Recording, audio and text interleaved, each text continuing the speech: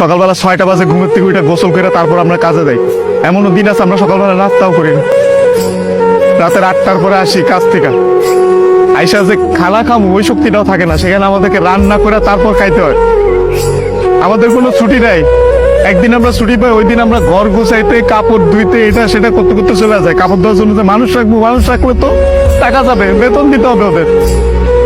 ওই টাকাটা বাসায় আপনাদেরকে পাঠাই, তারপর ওইটা দিয়ে আপনারা ফুটা দিবেন। আর এই যে ইস্ত্রি করা, এই যে ভাজালা কাপড় পেরা ঘুরেন, আর এই যে কাপড়, আমরা কাপড় পরতে পারি না ওইখানে। এই যে এখানে দেখেন না ভালো ভালো কাপড় পেরে ঘুরতেছি, এটা খালি আব্বা আম্মা আত্মীয় স্বজন দেখে ভাবে যে পোলা অনেক সুখে আছে।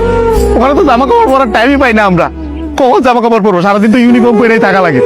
রাতের বেলা খাবার বেলা খাওয়ার পরে এই যে 5টা মিনিট মা বোন বাপের সাথে কথা বলি, ওইটাই আমাদের জীবনে সারাদিনের সুখ।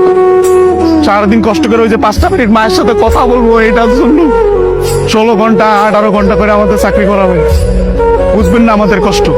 আমরা হয়েছে পৃথিবীর সবচেয়ে বড় মিথ্যুক, কারণ আমরা উঠতে উঠতে মিথ্যা কথা বলি। মা যখন জিজ্ঞেস করে বাবা খাইছ না, বলি খাইছি। কি বলবো, মারা তো বলতে পারবো না। মা যখন জিজ্ঞেস করে কেমন আছিস বাবা, বলি ভালো আছি।